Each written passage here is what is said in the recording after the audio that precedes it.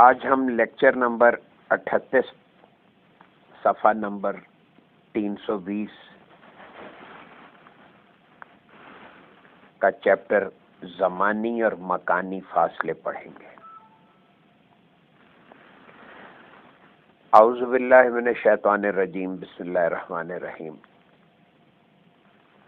یہ جو اس کا عنوان ہے زمانی اور مکانی فاصلے، اب پہلے کئی جگہ اس کا تذکرہ آیا کہ یہ زمانی مکانی فاصلے، جیسے پچھلے چیپٹر میں تھا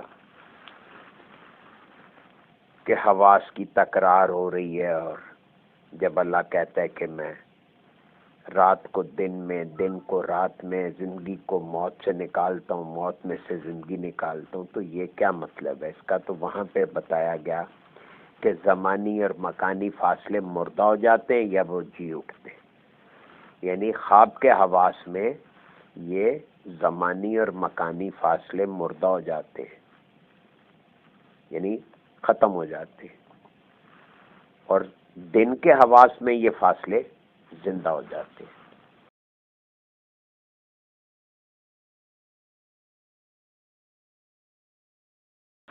آج پیدا ہونے والا بچہ جب 60 سال کا بوڑھا ہوتا ہے تو کیا ہوتا ہے؟ تو دراصل 60 سال تک ہر لمحے بچے پر موت وارد ہوتی رہتی ہے۔ کیا؟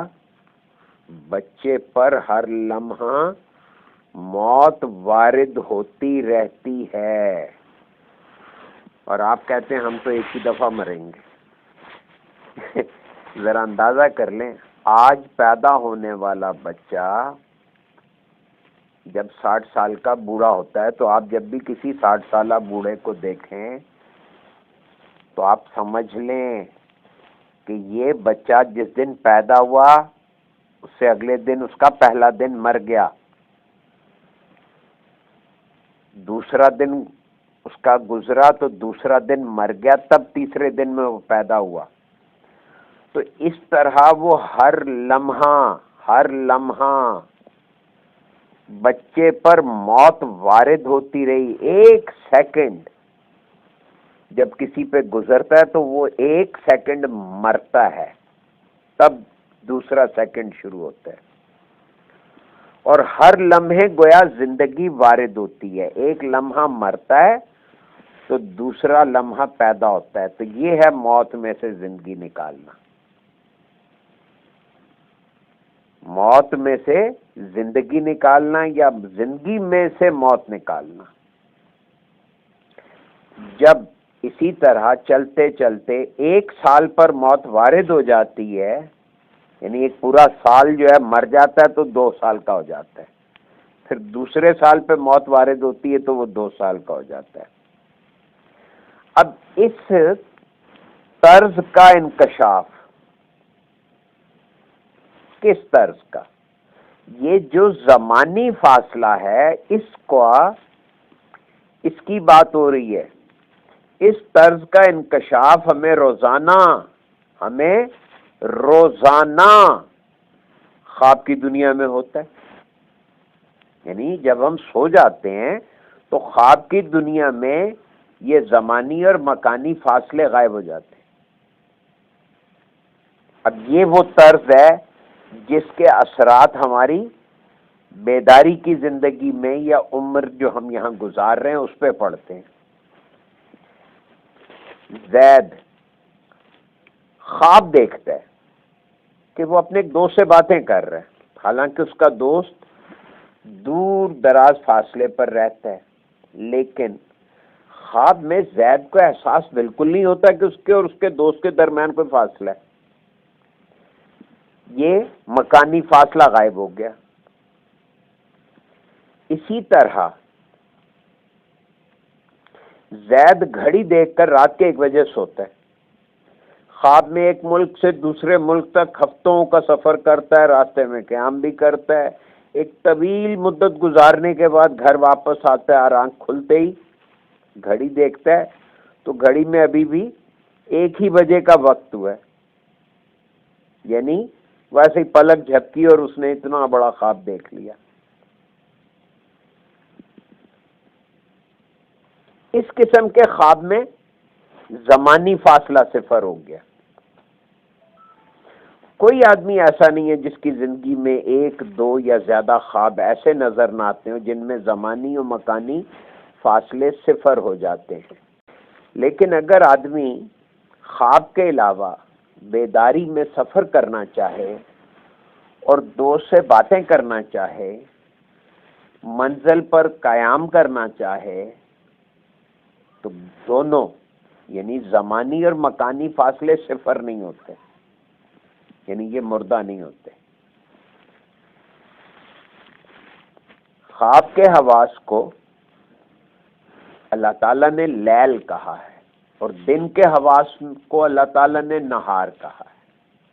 قرآن پاک کا ارشاد ہے رات کی 9 دن میں داخل ہو جاتی ہے اور دن کی 9 رات میں۔ اب یہ یہاں پہ لفظ 9 لا کر حضور مرشد کریم نے کیا ارشاد فرمایا کہ رات حواس کی ایک نوع ہے، ایک قسم ہے۔ اس کا مفہوم یہ ہے کہ رات اور دن میں حواس مشترک ہیں، محض فاصلے مرتے اور جیتے ہیں۔ محض غور کریں، رات اور دن دونوں میں حواس مشترک ہیں، محض فاصلے مرتے اور جیتے ہیں۔ مثلا زید اور محمود دونوں بیٹھے ہوئے ہیں، چراغ جل رہا ہے، چراغ کی روشنی میں زید محمود کو اور محمود زید کو دیکھ رہا ہے۔ اب یہ حواس مشترک ہیں، محض فاصلے مرتے اور جیتے ہیں۔ اب اس بات کی وضاحت کے لیے ایک مثال دی جا رہی ہے۔ مثال یہ ہے کہ زید اور محمود دو دوست آپس میں بیٹھے ہیں، درمیان میں ایک چراغ جل رہا ہے۔ اب چراغ کی روشنی میں زید محمود کو اور محمود زید کو دیکھ رہا ہے۔ اب دونوں کے لیے ایک دوسرے کو دیکھنے کا ذریعہ روشنی ہے۔ اچھا، یہاں پہ آپ ایک بات بہت توجہ سے نوٹ کیجئے کہ اب یہ کتاب تقریباً اپنے اختتام کے قریب پہنچ گئی ہے، لیکن اب اس میں تصوف کی ٹرمنالوجی کا کوئی چکر نہیں ہے۔ اب سیدھے سیدھے بات ہو رہی ہے دو ٹوک کہ یہ ہے خواب، یہ ہے بیداری، اور یہ حواس ہیں، اور یہ وہمہ ہیں، یہ خیال ہے، یہ تصور ہے، یہ احساس ہے، یہ کیفیتیں ہیں، یہ عباد ہیں، یہ ساری چیزیں، یہ ساری ماڈرن ٹرمنالوجی میں وہ مطلب ہے بات جو کہ صدیوں سے بیان ہو رہی ہے، اب اس کو اس ماڈرن ٹرمنالوجی سے عام فہم مثالوں کے ساتھ اور لاجیکل طریقے سے بیان کیا جا رہا ہے۔ اب جیسے یہ مثال کے دو بندے بیٹھے ہیں، درمیان میں چراغ جل رہا ہے۔ اب آپ اور ہم دیکھتے ہیں یہ سطحی انداز نظر یہ ہے کہ یہ دو بندے بیٹھے باتیں کر رہے ہیں، درمیان میں چراغ جل رہا ہے، بس۔ لیکن ایک روحانی بندہ کیسے دیکھتا ہے اس سارے منظر کو؟ اسی طرح جیسے بچہ بڑوں کی حرکتیں دیکھ کر ان سے وزڈم سیکھتا ہے، اسی طرح ہم چھوٹے بچے ہونے کے ناطے اپنے بزرگوں کی، اپنے پیر و مرشد کی باتوں سے وزڈم سیکھ رہے ہیں کہ بھئی دو بندے بیٹھے بات کر رہے ہیں، درمیان میں چراغ جل رہا ہے، آپ کہتے ہیں اس منظر میں کیا بات ہے؟ لیکن اب یہ دیکھیے ذرا کہ اس ایک چھوٹے سے منظر میں کتنے قانون زیر بحث آئیں گے، یا کتنا بڑا قانون جو ہے وہ یہاں پہ پریولنٹ ہے، جاری اور ساری ہے۔ اب دونوں کے لیے روشنی دیکھنے کا ذریعہ، یعنی دونوں کس وجہ سے دیکھ رہے ہیں ایک دوسرے کو؟ اگر چراغ بجھ جائے تو دیکھ سکیں گے؟ ظاہر نہیں دیکھ سکیں گے۔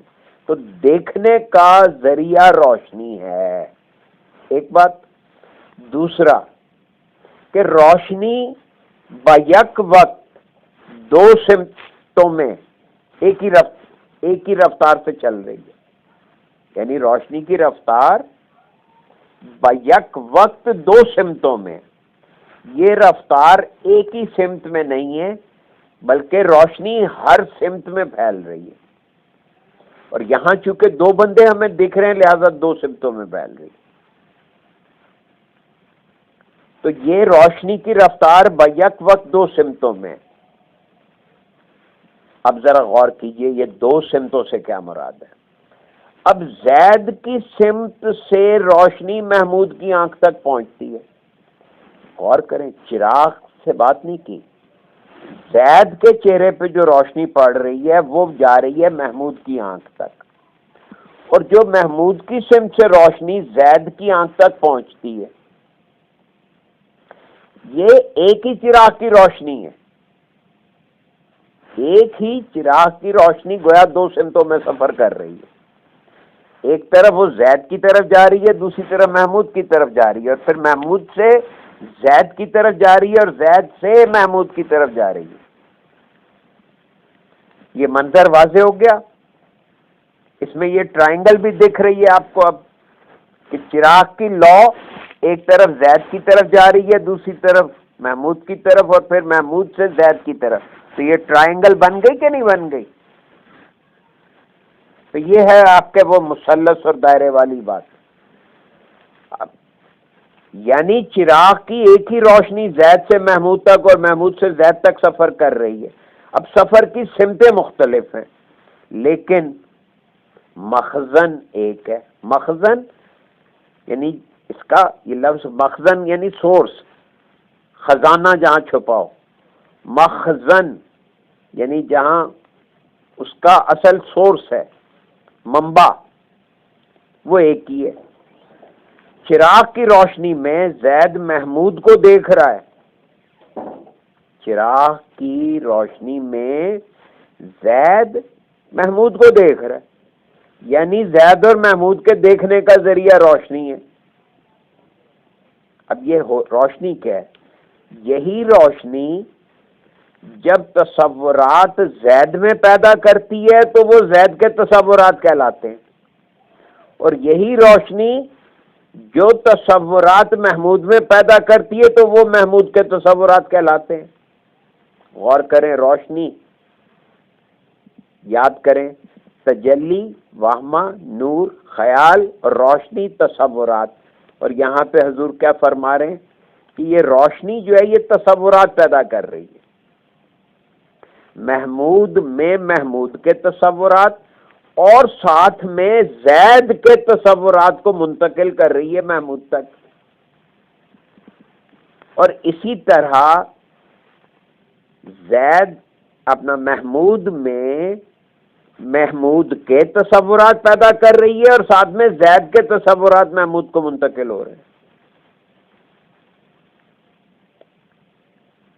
اب اس عمل سے یعنی اس عمل کا جائزہ دلوا دیا آپ کو، یہ بات مشاہدہ ہو گئی، آپ کے ذہن سے یہ پورا منظر، یہ روشنی کا دو طرف سفر کرنا، پھر تیسرے آپس میں انٹریکشن کرنا، یہ پوری تکون بننا، پھر تصورات کی ٹرانسفرنس، ایک طرف روشنی زید کو بنا رہی ہے، اس کے تصورات زید کو مل رہے ہیں، اسی روشنی کے تصورات محمود کو مل رہے ہیں، لیکن وہ زید کے تصورات کی وجہ سے وہ زید کہلا رہا ہے اور محمود کے تصورات کی وجہ سے وہ محمود کہلا رہا ہے، اور پھر یہ محمود کے تصورات جو ہیں وہ منتقل ہو رہے ہیں زید کو، اور زید کے تصورات منتقل ہو رہے ہیں محمود کو۔ اب بظاہر ہم نے کیا دیکھا تھا کہ دو بندے آپس میں بیٹھے باتیں کر رہے ہیں، اور یہ بیچ میں اتنی تقریر کہاں سے آ گئی؟ یہ جی روحانی آنکھ کی وجہ سے آ گئی۔ مرشد کریم ہمیں یہ دکھا رہے ہیں کہ یہ دیکھو اس سامنے کے سادہ سے منظر میں اتنے قوانین اور اتنی گہرائیاں پوشیدہ ہیں، تو یہ ویژن پیدا کر رہے ہیں۔ تو اس عمل سے مظاہر کا یہ قانون منکشف ہوتا ہے، مظاہر کا قانون ہے کہ سمتوں کی تبدیلی روشنی میں نہیں ہے بلکہ مشاہدہ کرنے والے کے زاویہ نگاہ میں۔ قانون کیا ہے؟ یہ جو سمتوں کی تبدیلی ہے یہ دراصل مشاہدہ کرنے والے کے زاویہ نگاہ میں ہے. اس لیے اب دیکھیے دلیل دے رہے ہیں، لاجیکل بات، کہ محمود اور زید ایک ہی روشنی کو دیکھ رہے ہیں، لیکن دونوں کے تصورات الگ الگ ہیں. اب روشنی کا تصور زید اور محمود کے ذہن میں الگ ہے، محمود اور زید کے الگ الگ تصور سے روشنی میں رد و بدل نہیں ہوا، روشنی میں کوئی تبدیلی نہیں آئی، زاویہ نگاہ میں فرق ہوا. یہ بہت امپورٹنٹ نقطہ ہے، اس کو سمجھیں، کیونکہ سارا تکوین کا، کائنات کی تخلیق کا نظام اسی قانون پہ چل رہا ہے. مشاہدہ کرنے والا اگر اپنے زاویہ نگاہ میں تبدیلی پیدا کر لے تو چاند کے دو ٹکڑے ہو جاتے ہیں. غور کریں کیا بات بتا گیا، کیونکہ اس کے تصورات لاگو ہوں گے، کیونکہ وہ نیابت الہیہ کے درجے پہ ہے. اس لیے ان باتوں کی اتنی اہمیت ہے. جب ہم روشنی کو ایک مانتے ہیں تو یہ تسلیم کرنا پڑے گا کہ دیکھنے کا ذریعہ ایک مرکزی نقطہ ہے. لیکن نا جب ہم نے روشنی کو ایک مان لیا تو کیا ہوا کہ دیکھنے کا ذریعہ ایک مرکزی نقطہ ہے. یہ ڈاٹ نہیں، point. There is a central point. اب جس کو مشاہدہ کرنے والے کی ذات کہتے ہیں، یہ جو آبزرور ہے نا، وہ میری ذات ہے. اگر میں کسی چیز کو آبزرو کر رہا ہوں تو وہ میری ذات ہے، اور مشاہدہ کرنے والے کی ذات ذات باری تعالیٰ سے متصل ہے. غور کریں انسان کا کیا درجہ ہوا کہ اس کی ذات چونکہ ذات باری تعالیٰ سے متصل ہے، یہ اس کا شرف ہے، یہ اس کا اعزاز ہے. اس لیے اگر وہ اپنا زاویہ نگاہ بدل لے چیزیں بدل جاتی. یہ جو آپ نے وہ شعر سنا ہوگا، نگاہ مرد مومن سے بدل جاتی ہیں تقدیریں، وہ اصل میں علامہ اقبال نے اس قانون کی بات کی ہے کہ وہ بندہ جس کو احساس ہو کہ میری ذات اللہ کی ذات کے ساتھ وابستہ اور متصل ہے، اگر اس کے زاویہ نظر میں تبدیلی آ جاتی ہے تو اشیاء میں تبدیلی واقع ہونا لازم ہے، بشرطے اس کی مرضی ہو. اگر وہ مرضی نہیں ہے تو وہ نہیں ہوتا. اللہ تعالیٰ فرماتے ہیں ہم رگے جاں سے زیادہ قریب ہیں. یہ اللہ خود بتا رہے ہیں، رگے جاں سے زیادہ قریب، یعنی ذات کے متصل ہونے کا سند. اب یہاں پر یہ نقطہ غور طلب ہے کہ اللہ تعالیٰ نے اس مقام پر لفظ ہم استعمال کیا. دیکھیں نا اس آیت کو یاد کریں، ہم رگے جاں سے زیادہ قریب ہیں. نحنو اقرب علیہ من حبل الورید. کیا مطلب؟ نحنو، ہم، جمع کا صیغہ ہے. اب یہاں پہ اللہ نے لفظ ہم استعمال کیا. اللہ نے ہم کیوں کہا؟ اس کا معنی یہ ہوئے کہ اللہ تعالیٰ کثرت میں ہر ایک فرد کی ذات کے ساتھ خود کو وابستہ کر رہے ہیں. یہی وجہ ہے کہ ہر فرد کی منفرد حیثیت قائم ہے. غور کریں کیا بات ہے کہ اللہ تعالیٰ کثرت میں، یعنی وحدت میں تو سارے اللہ کے ذہن میں، لیکن جب وہ باہر نکل گئے اور کثرت میں ہو گئے تو کثرت میں یعنی باہر کی دنیا میں بھی ہر فرد کی ذات کے ساتھ خود کو اللہ وابستہ کر رہا ہے.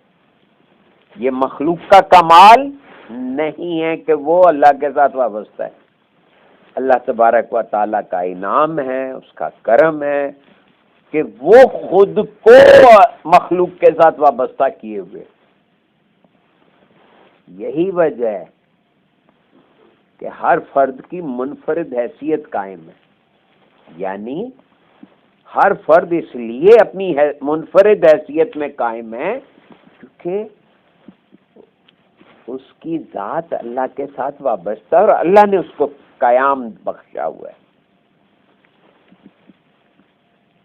ہم بتا چکے ہیں کہ روشنی ایک ہے اور سمتیں دو ہیں۔ ایک سمت میں روشنی محمود کی طرف جا رہی ہے، دوسری سمت میں روشنی زید کی طرف جا رہی ہے۔ جب روشنی محمود کی طرف جا رہی ہے تو محمود کے تصورات کہلاتی ہے، اور جب روشنی زید کی طرف جا رہی ہے تو زید کے تصورات کہلاتی ہے۔ اب تغیر روشنی میں واقع نہیں ہوتا، روشنی بدستور اپنی حالت پر قائم ہے، صرف زید اور محمود کے طرز بیان میں تغیر ہے، کیونکہ وہی روشنی زید میں زید کی تصویر حیات ہے اور محمود میں محمود کی تصویر حیات ہے۔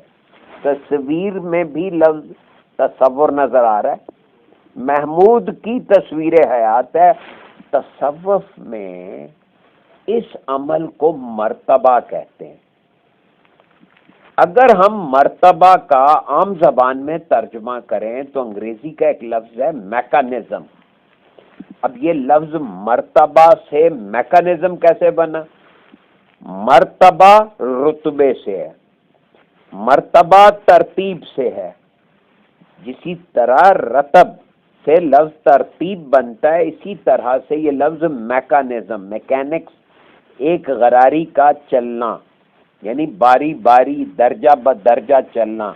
اس لیے اس کا نام حضور قلندر بابا اولیاء نے، دیکھیں ورنہ میرے اور آپ جیسے مترجمین جو تھے وہ کیا کرتے کہ مرتبہ کا اگر انگریزی میں ترجمہ کرنا پڑتا تو ہم کلاسیفیکیشن کا لفظ بولتے یا گریڈیشن کا، یعنی کہ یا رتبے کا، یعنی اس کے پوزیشننگ کا، اس کی سٹیجز کا لفظ بولتے، لیکن انہوں نے کیا کیا؟ میکانزم۔ ایک ایک لفظ کی جو شکل ہوتی ہے ان کے ذہنوں میں اس طرح ہوتی ہے جیسے کہ وہ ہونی چاہیے۔ تو غور کریں کہ مرتبہ کا عام زبان میں ترجمہ کریں۔ اب جس چیز کو تصوف مرتبہ کہتا ہے وہ اصل میں رتبے سے یعنی ترتیب سے، کام کا ترتیب سے ہونا، اور یہاں پہ ہمارے ہاں رتبے کا مطلب ہے کسی کا، اب وہ ہے تو درجہ بدرجہ۔ تو یہ ایک میکانزم ہے۔ اب میکانزم کی اساس ایک ہے، یعنی بیس لائن میکانزم کی پوری کی ایک ہے، صرف نام الگ الگ ہے، یعنی زید اور محمود ایک ہی میکانزم کے نام ہے۔ میکانزم کیا ہے کہ وہمہ، خیال، تصور سے احساس بن رہا ہے، میکانزم۔ لیکن اس میکانزم میں آگے جا کے جب وہ احساس کے درجے پہ پہنچے، بیچ میں ذہن کا کمال آ گیا یا اس کے کرتب آ گئے، تو اس وجہ سے اس کے نام الگ ہو گئے، کہیں وہ زید کہلا رہا ہے، کہیں وہ محمود کہلا رہا ہے۔ یہی میکانزم آدمیوں میں زید اور محمود ہے، اور یہی میکانزم درختوں میں آم اور بادام ہے، یہی میکانزم حیوانات میں پھر بکری یا شیر ہے۔ دیکھیں نا بکری اور شیر میں کتنا فرق ہے، تفاوت ہے، لیکن اصل بات میکانزم ایک ہی ہے، اساس ایک ہی ہے، حقیقت ایک ہی ہے، آگے اس کی شکلیں، اس کے نقش و نگار، اس کے احساسات، یہ وہ تصورات میں سے، چونکہ جو روشنی ان کو جیسے تصورات، وہی بات کو واضح کیا تھا اس سے پچھلے چیپٹر میں کہ کل ذات جو تصورات یک ذات کو دیتی ہے وہ اس کو لینے کی پابند ہے۔ بکری کی ذات بکری کے تصورات کو روشنی سے اخذ کرے گی۔ اس کی ایک اور مثال کہ آپ دیکھیں کہ ایک ہی زمین، ایک ہی پانی، ایک ہی ہوا، ایک ہی روشنی میں ایک ہی کیاری میں کہیں گلاب ہے، کہیں گیندا ہے، کہیں موتیا ہے. کیا مطلب؟ زمین ایک ہی مٹی سے، ایک ہی پانی سے، ایک ہی ہوا سے کہیں سرخ رنگ کشید کر رہی ہے، کہیں پیلا رنگ اور کہیں سفید رنگ. کیا مطلب ہوا؟ مطلب واشگاف ہے. میکانزم ایک ہی ہے. روشنی میں جو تصورات گلاب کے ہیں وہ گلاب اخذ کر رہا ہے، جو گیندے کے ہیں وہ گیندا اخذ کر رہا ہے، اور جو موتیے کے ہیں وہ موتیا اخذ کر رہا ہے.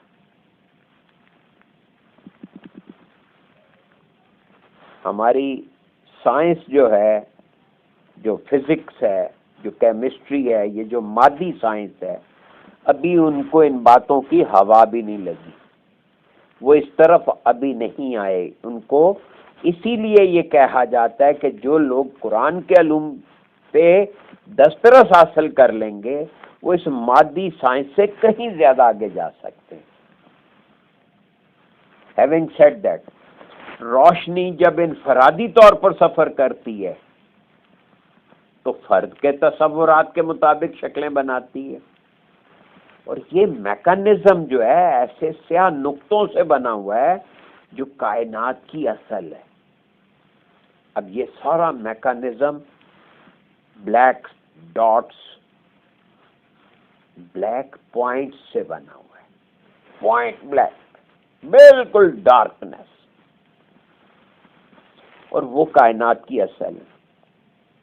یاد رکھیں یہ جو مرئی روشنی ہے تخلیق ہے. جب تخلیق ہے تو اس کا مطلب روشنی سے پہلے اوپر کی بھی کوئی سطح ہے. جب اللہ نے کہا کہ روشنی ہو جا تو روشنی ہو گئی، اس کا مطلب روشنی سے پہلے سیاہ نقطہ تھا، سیاہی تھی، تاریکی تھی. اور یہ میکانزم ایسے سیاہ نقطوں سے بنا ہوا ہے، جی ایسے سیاہ نقطوں سے بنا ہوا ہے، بنا ہوا، جو کائنات کی اصل. یہی وہ نقطے ہیں جن میں گردش دوہری ہوتی ہے. دوہری گردش یعنی کہ دوہری کا کیا مطلب ہے؟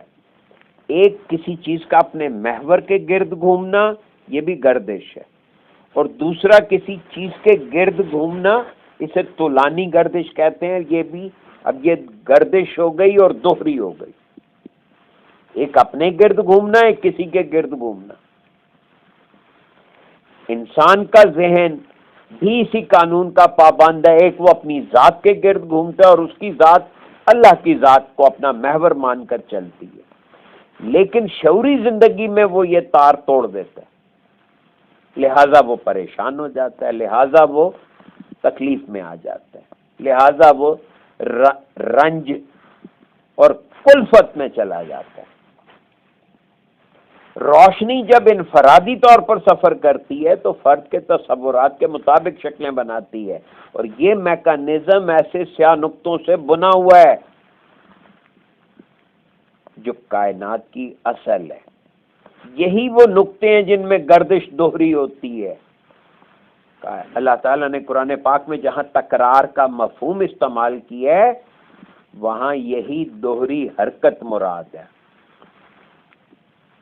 غور کریں، اللہ تعالیٰ فرماتے ہیں کیا نہیں پہنچا انسان پر ایک وقت زمانے میں جو تھا شے بغیر تکرار کیا ہوا. یعنی یہ ہم پہلے بھی آیت پڑھی، وہاں پہ ایک دفعہ ایک مطلب بتایا گیا، دوسری بار پڑھی اس کا دوسرا مطلب بتایا. اب یہاں پہ اس تکرار کا مفہوم بتا رہے ہیں کہ یہاں پہ مراد ہے دوہری حرکت. اور ہم نے پہلے کیا پڑھا؟ دوہری حرکت سے مراد ہے ریپیٹیشن، کسی چیز کی تکرار.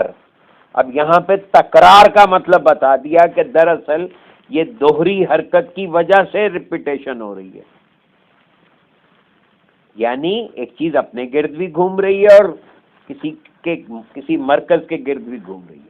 قرآن پاک میں جہاں تکرار کا مفہوم بیان ہوا ہے وہاں دوہری حرکت مراد ہے، اور یہ دوہری حرکت ہر سمت میں واقع ہوتی ہے. اس طرح وہ بیک وقت ہر پہنائی اور ہر گہرائی، ہر سمت اور وقت کے کم ترین یونٹ میں جاری و ساری ہے۔ یہ دوہری حرکت صدوری ہوتی ہے۔ اب یہ دوہری حرکت صدوری صادر ہوتی ہے، کہیں سے اس کو صادر کیا جا رہا ہوتا ہے، یعنی سیاہ نقطہ پہنائی، گہرائی اور سمتوں میں پے در پے چھلانگ لگاتا رہتا ہے۔ اگر آپ نے کبھی سیزمک گراف دیکھا ہو، یعنی جو زلزلہ پیما آلہ ہے، اس میں قلم جو ہے وہ کاغذ کے اوپر سیدھی لکیر کی صورت میں، کاغذ نیچے سے چلتا رہتا ہے، قلم اپنی جگہ کھڑا رہتا ہے اور ایک لکیر بنتی رہتی ہے، لیکن جو ہی زلزلے کے جھٹکے آتے ہیں تو وہ گراف پہ ہلنا شروع کر دیتا ہے۔ تو ہم کہیں گے کہ نقطے نے دائیں بائیں چھلانگیں لگائیں۔ یہ جو نقطے کے دائیں بائیں چھلانگ لگانے کے عمل کو آپ دیکھیں کہ آپ کاغذ پہ کوئی تصویر بنا رہے ہیں تو ڈاٹ جو ہے، جو پینسل ہے آپ کے ہاتھ میں، اس کا ایک نقطہ جہاں پہ آپ نے پکڑا، آپ کے ذہن میں جو تصویر ہے آپ اس کے مطابق اس کو ایک ایک نقطے کو ساتھ ساتھ جوڑتے چلے جا رہے ہیں، کیونکہ پینسل کا پوائنٹ ایک نقطہ ایک وقت میں ایک ہی نقطہ بنائے گا۔ وہ نقطے کے ساتھ نقطہ، نقطے کے ساتھ نقطہ جڑ کر لائن بن رہی ہے، وہ لکیریں لگانے سے تصویر بنتی چلی جا رہی ہے۔ بالکل یہی حال ہے اس سیاہ نقطے کا جس کو یہاں پہ سیاہ نقطہ کہا گیا ہے۔ یہ اصل میں کیا ہے، یہ جب آپ اس کا مراقبہ کریں گے تب پتہ چلے گا۔ یہ دوہری حرکت نمبر 1 صدوری ہوتی ہے، یعنی سیاہ نقطہ پہنائی، گہرائی اور سمتوں میں پے در پے چھلانگ لگاتا رہتا ہے۔ جہاں تک اس نقطے کی چھلانگ ہے، جہاں تک اس کی رسائی، ریچ ہے، ایکسس ہے، وہاں تک سپیس کی شکل و صورت بنتی رہتی ہے۔ اس سیاہ نقطے میں وہ ساری شکلیں مخفی ہیں جو مکانی شکل و صورت میں نظر آتی ہیں۔ یہ نقطہ کیا ہوا؟